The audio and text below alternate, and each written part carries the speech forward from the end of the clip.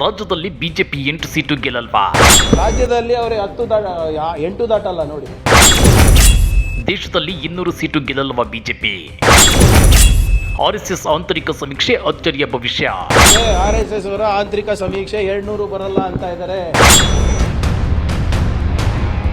ಸಚಿವ ಪ್ರಿಯಾಂಕ್ ಖರ್ಗೆ ಹೇಳಿರೋ ಈ ಮಾತು ರಾಜ್ಯ ಬಿಜೆಪಿಯಲ್ಲಿ ಬೆಂಕಿ ಬಿರುಗಾಳಿಯನ್ನೇ ಎಬ್ಬಿಸಿದೆ. ಹುಸಿ ಆತ್ಮವಿಶ್ವಾಸಕ್ಕಾಗಿ 400 ಸೀಟು ಗೆಲ್ತೀವಿ ಅಂತಿರೋ ಕೇಂದ್ರ ಬಿಜೆಪಿ ನಾಯಕರಿಗೆ ಸಚಿವ ಪ್ರಿಯಾಂಕ್ ಖರ್ಗೆ ಅವರ ಈ ಮಾತು ದಿಗಿಲನ್ನ ಹುಟ್ಟು ಹಾಕಿದೆ. ಹಾಗಾದ್ರೆ ರಾಜ್ಯ ಬಿಜೆಪಿ ಈ ಸಲ 8 MP ಸೀಟುಗಳನ್ನು ಗೆಲ್ಲೋದಿಲ್ವಾ? ಏನಿದು RSS ಆಂತರಿಕ ಸಮೀಕ್ಷೆ ಅಂದ್ರ ಅದನ್ನ ಡೀಟೇಲ್ ಆಗಿ ತೋರಿಸ್ತೀವಿ. ಆದ್ರೆ ಅದಕ್ಕಿಂತ ಮೊದಲು ನಮ್ಮ ಚಾನಲ್ ಅನ್ನು ಸಬ್ಸ್ಕ್ರೈಬ್ ಮಾಡ್ಕೊಳ್ಳಿ. ಹಾಗೇನೇ ಪಕ್ಕದಲ್ಲಿರೋ ಬೆಲ್ ಬಟನ್ ಅನ್ನು ಪ್ರೆಸ್ ಮಾಡಿ. ಎಲೆಕ್ಷನ್ಗೆ ನಿಲ್ಲೋ ಪ್ರತಿ ವ್ಯಕ್ತಿಯು ಗೆದ್ದೇ ಗೆಲ್ತೀನಿ ಅಂತಾನೆ ಹೇಳೋದು. ಹಾಗೆ ಹೇಳೋದ್ರಿಂದ ಒಂದಷ್ಟು ವೋಟರ್ಸ್ ಆದ್ರೂ ನಮ್ಮ ಕಡೆ ನಿಲ್ತಾರೆ ಅನ್ನೋದು ಅವರ ನಂಬಿಕೆ. ಅದೇ ರೀತಿ ಪ್ರತಿ ರಾಜಕೀಯ ಪಕ್ಷವು ನಾವೇ ಮತ್ತೆ ಅಧಿಕಾರಕ್ಕೆ ಬರೋದು ಅಂತ ಜಂಬ ಕುಚ್ಕೊಳ್ಳೋದು ಕೂಡ ಕಾಮನ್ ಆಗಿದೆ. ನಿಮ್ಗೆ ಗೊತ್ತಿರಲಿ, ಕಳೆದ ಕರ್ನಾಟಕ ವಿಧಾನಸಭಾ ಚುನಾವಣಾ ಟೈಮಲ್ಲಿ ಮಾಜಿ ಸಿಎಂ BS ಯಡಿಯೂರಪ್ಪ ಬಾಯ್ ಬಿಟ್ರೆ ನಾವು 150 ಸೀಟು ಗೆದ್ದೇ ಗೆಲ್ತೀವಿ, ನಮ್ದು ಟಾರ್ಗೆಟ್ 150 ಅಂತ ಹೇಳ್ತಿದ್ರು. ಆದ್ರೆ ಗೆದ್ದಿದ್ದೆಷ್ಟು? ಕೇವಲ 66 ಸೀಟು. ಅದೇ ರೀತಿ JDS ನವರು ಕೂಡ ನಾವು ಈ ಸಲ 123 ಸೀಟು ಗೆದ್ದೇ ಗೆಲ್ತೀವಿ ಅಂತ ಹೇಳ್ತಿದ್ರು. ಆದ್ರೆ ಗೆದ್ದಿದ್ದೆಷ್ಟು? ಕೇವಲ 19 ಸೀಟು. ಹೀಗಾಗಿ ಈ ಸಲದ ಲೋಕಸಭಾ ಚುನಾವಣೆಯಲ್ಲಿ ದೇಶದಲ್ಲಿ 400 ಸೀಟು ಗೆಲ್ತೀವಿ, ಕರ್ನಾಟಕದಲ್ಲಿ 28ಕ್ಕೆ 28 ಗೆದ್ದು ಕ್ಲೀನ್ ಸ್ವೀಪ್ ಮಾಡ್ತೀವಿ ಅಂತಿದ್ದಾರೆ ಬಿಜೆಪಿ ನಾಯಕರು. ಆದ್ರೆ ಇವರ ಈ ಮಾತುಗಳನ್ನ ಮತದಾರರು ಸೀರಿಯಸ್ ಆಗಿ ತಗೊಂಡಿಲ್ಲ, ಮಾಧ್ಯಮಗಳು ಸೀರಿಯಸ್ ಆಗಿ ತಗೊಂಡಿಲ್ಲ. ಪರಿಸ್ಥಿತಿ ಹೀಗಿರುವಾಗಲೇ ಸಚಿವ ಪ್ರಿಯಾಂಕ್ ಖರ್ಗೆ ಹೇಳಿರೋ RSS ಆಂತರಿಕ ಸರ್ವೆ ಮಾತು ಇದೀಗ ರಾಜ್ಯ ಬಿಜೆಪಿಯಲ್ಲಿ ಬೆಂಕಿ ಬಿರುಗಾಳಿಯನ್ನೇ ಎಬ್ಬಿಸಿದೆ.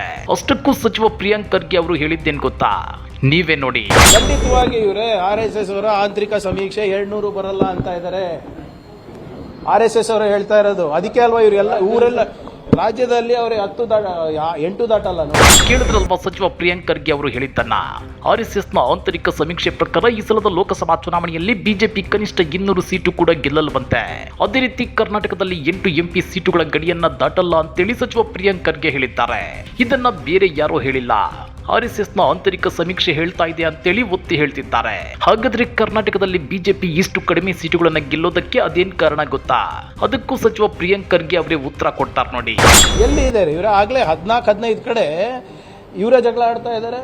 ಆಮೇಲೆ ಎಲ್ಲ ಸೀನಿಯರ್ ಲೀಡರ್ಸ್ ಏನ್ ಹೇಳ್ತಾ ಇದ್ದಾರೆ? ನಾವು ಬಿಜೆಪಿಯನ್ನ ನಾವು ಪುಲಕಿತ ಮಾಡಬೇಕಾಗಿದೆ, ಕುಲಷಿತ ಆಗ್ಬಿಟ್ಟಿದೆ ಬಿಜೆಪಿ ಒಂದು ಕುಟುಂಬದಿಂದ. ನಾವು ಈ ಬಿಜೆಪಿಯನ್ನ ಹಳೆ ಬಿಜೆಪಿಗೆ ನಾವು ಮರು ಸ್ಥಾಪನೆ ಮಾಡಬೇಕು ಅಂತ ಯಾರು ನಾವು ಹೇಳ್ತಾ ಇರೋದ? ಅವ್ರು ತಾನೇ ಹೇಳ್ತಾ ಇರೋದು. ವಾತಾವರಣ ಕುಲುಷಿತ ಆಗಿದೆ, ಈ ಒಂದು ಕುಟುಂಬದ ರಾಜಕೀಯ ಹಿಡಿತ ಜಾಸ್ತಿ ಆಗಿದೆ, ಅವರಿಂದ ಹಿಂದುತ್ವ ಲೀಡರ್ಗಳಿಗೆ, ಬಿಜೆಪಿನಲ್ಲಿರುವಂಥ ಹಿಂದುತ್ವ ಲೀಡರ್ಗಳಿಗೆ ಅನ್ಯಾಯ ಆಗ್ತಾ ಇದೆ. ಯತ್ನಾಳ್ ಇರ್ಬೋದು, CT ರವಿ ಅವರು ಇರ್ಬೋದು, ಅನಂತ್ ಕುಮಾರ್ ಹೆಗಡೆ ಇರ್ಬೋದು, ಈಶ್ವರಪ್ಪ ಅವರು ಇರ್ಬೋದು, ಇವೆಲ್ಲ ಅವ್ರದ್ದು ಜಗಳ ತಾನೆ. ಕಾಂಗ್ರೆಸ್ನವರಂತೂ ನಿರ್ಮಾಣ ಮಾಡಿಲ್ಲ ಇದು, ಅವ್ರ ಹೇಳಿಕೆ. ಸಚಿವ ಪ್ರಿಯಾಂಕ್ ಖರ್ಗೆ ಅವರು ಹೇಳಿದಂತೆ ಈ ಸಲ ರಾಜ್ಯ ಬಿಜೆಪಿಯಲ್ಲಿ ಬಂಡಾಯದ ಬಿಸಿ ಜೋರಾಗಿ ತಟ್ಟಿದೆ. ಶಿವಮೊಗ್ಗದಲ್ಲಿ ಈಶ್ವರಪ್ಪ, ತುಮಕೂರಲ್ಲಿ ಮಾಧುಸ್ವಾಮಿ, ಕೊಪ್ಪಳದಲ್ಲಿ ಕರಡಿ ಸಂಗಣ್ಣ, ದಾವಣಗೆರೆಯಲ್ಲಿ ರೇಣುಕಾಚಾರ್ಯ ಟೀಮ್, ಉತ್ತರ ಕನ್ನಡದಲ್ಲಿ ಅನಂತ್ ಕುಮಾರ್ ಹೆಗಡೆ, ಹಾಸನದಲ್ಲಿ ಪ್ರೀತಂ ಗೌಡ, ಹೀಗೆ ರಾಜ್ಯದ ಸಾಕಷ್ಟು ಲೋಕಸಭಾ ಕ್ಷೇತ್ರಗಳಲ್ಲಿ ಬಿಜೆಪಿಗೆ ಬಂಡಾಯದ ಬಿಸಿ ತಟ್ಟಿದೆ. ಇದರ ಜೊತೆಗೆ BSY ಮತ್ತು ವಿಜಯೇಂದ್ರ ಅವರ ಕುಟುಂಬ ರಾಜಕಾರಣದ ವಿರುದ್ಧ ಈ ಸಲ ಟಿಕೆಟ್ ಕೈತಪ್ಪಿರೋ KS ಈಶ್ವರಪ್ಪ, CT ರವಿ, ಅನಂತ್ ಕುಮಾರ್ ಹೆಗಡೆ, ಬಸನಗೌಡ ಪಾಟೀಲ್, ಯತ್ನಾಳ್ ಸೇರಿದಂತೆ ಹಲವು ಬಿಜೆಪಿ ನಾಯಕರು ಕೊತ್ತ ಕುದಿಯುತ್ತಿದ್ದಾರೆ. ಹೀಗಾಗಿ ರಾಜ್ಯ ಬಿಜೆಪಿಯಲ್ಲಿನ ಈ ಮನಸ್ತಾಪ, ಒಳ ಜಗಳ, ಬಣ ಬಡಿದಾಟಗಳು ಬಿಜೆಪಿ ಗೆಲುವಿನ ಮೇಲೆ ನೆಗೆಟಿವ್ ಪರಿಣಾಮ ಬೀರೋ ಸಾಧ್ಯತೆ ಇದೆ.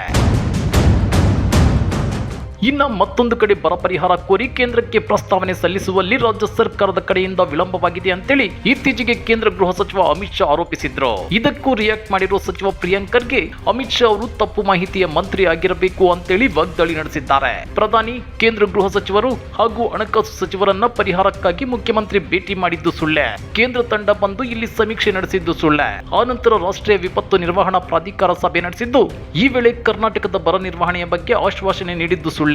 ಅಮಿತ್ ಶಾ ಯಾಕೆ ಇಷ್ಟೊಂದು ಸುಳ್ಳು ಹೇಳುತ್ತಿದ್ದಾರೆ ಅಂತೇಳಿ ಸಚಿವ ಪ್ರಿಯಾಂಕ್ ಖರ್ಗೆ ಪ್ರಶ್ನೆ ಮಾಡುವ ಮೂಲಕ ವಾಗ್ದಾಳಿ ನಡೆಸಿದ್ದಾರೆ. ಅದೇನೇ ಇದ್ರೂ ಕರ್ನಾಟಕದ ಬರ ಪರಿಹಾರ, GST ಪಾಲಿನ ಹಂಚಿಕೆಯಲ್ಲಿ ತಾರತಮ್ಯ, ಅಗತ್ಯ ವಸ್ತುಗಳ ನಿರಂತರ ಬೆಲೆ ಏರಿಕೆ, ಬಿಜೆಪಿಯ ಸುಳ್ಳು ಭರವಸೆಗಳು ಕರ್ನಾಟಕ ಮತ್ತು ದೇಶದಲ್ಲಿ ಬಿಜೆಪಿ ಕಡಿಮೆ ಸೀಟುಗಳಿಗೆ ಕುಸಿಯುವಂತೆ ಮಾಡೋದು ಗ್ಯಾರಂಟಿ ಅಂತೇಳಿ ಕಾಂಗ್ರೆಸ್ ನಾಯಕರು ಹೇಳ್ತಿದ್ದಾರೆ. ಹಾಗಾದ್ರೆ ಕಾಂಗ್ರೆಸ್ ನಾಯಕರು ಹೇಳ್ತಾ ಇರೋ ಹಾಗೆ ಈ ಸಲ ದೇಶದಲ್ಲಿ ಬಿಜೆಪಿ 200ರ ಗಡಿಯನ್ನು ದಾಟೋದಿಲ್ವಾ? ಕರ್ನಾಟಕದಲ್ಲಿ ಬಿಜೆಪಿ ಕನಿಷ್ಠ 8 ಸೀಟುಗಳನ್ನು ಗೆಲ್ಲೋದಿಲ್ವಾ? ಕಮೆಂಟ್ ಮಾಡಿ, ವಿಡಿಯೋ ಲೈಕ್ ಮಾಡಿ, ಶೇರ್ ಮಾಡಿ. ಇಂಥ ಮತ್ತಷ್ಟು ರೋಚಕ ರಾಜಕೀಯ ಸುದ್ದಿಗಳನ್ನು ಮಿಸ್ ಮಾಡ್ತಾ ನೋಡಬೇಕು ಅಂದರೆ ನಮ್ಮ ಯೂಟ್ಯೂಬ್ ಚಾನಲನ್ನು ಸಬ್ಸ್ಕ್ರೈಬ್ ಮಾಡ್ಕೊಳ್ಳಿ.